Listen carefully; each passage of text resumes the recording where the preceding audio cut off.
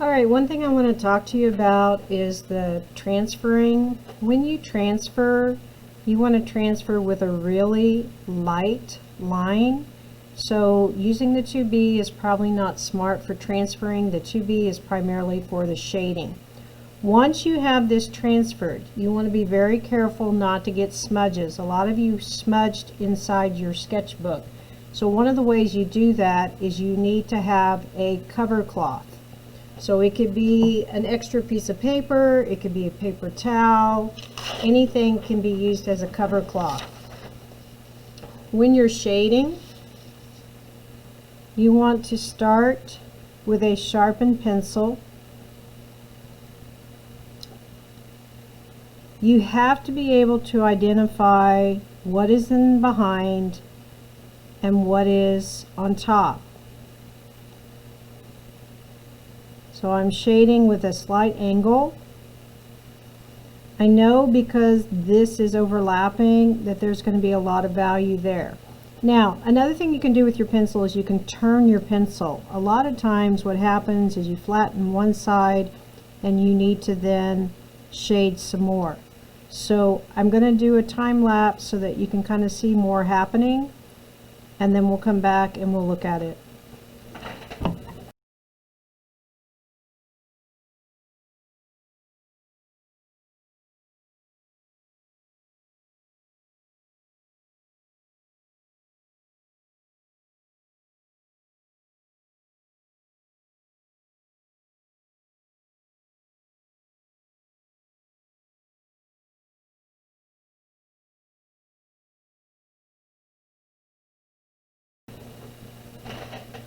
So I've shaded some of this, and one thing that I wanted to talk about is how I'm alternating pencils.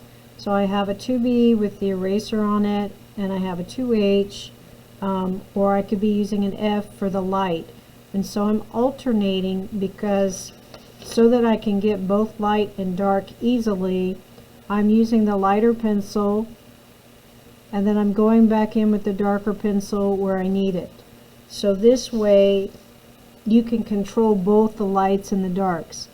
I keep going back and strengthening some of my darks as I go. Sometimes I'm using circular motions, sometimes I'm just using some cross hatching, but by combining both of the pencils, it allows me more flexibility to use more values. So if you're struggling with the 2B pencil, especially getting it lighter than using a 2H excuse me, or a F pencil, these are your harder pencils. I can even use the harder pencils in where I put the darks, because all it's doing is weaving more graphite into that. So I can use it for that purpose too. But one of the things that's nice is that because it's a hard pencil, I know that the value that is being placed is very, very light. Remember that your shading doesn't stop. It flows with the curves.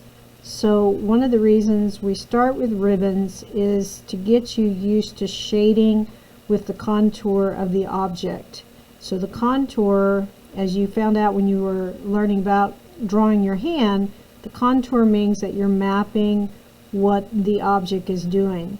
And so in this scenario, it's going over and under, and it's creating shadows where one thing overlaps another. So again, you're working these areas up, and the darks, you may have to go back and add some to it, but the lights, there's even white in some areas.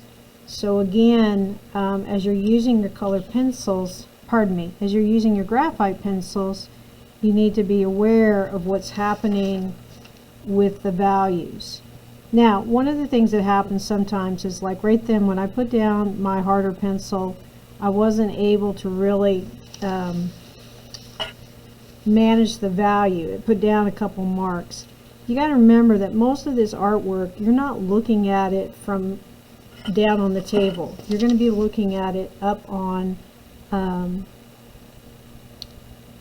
a wall, or on an easel, and so it's going to look different. I'm trying to show you technique right now by documenting it on the document camera, but in the end, when I look at this and when I'm trying to judge whether or not it needs more value, because right now I don't have a strong light source. What I'm basing my darks and lights off of is when one thing overlaps another, it creates a shadow.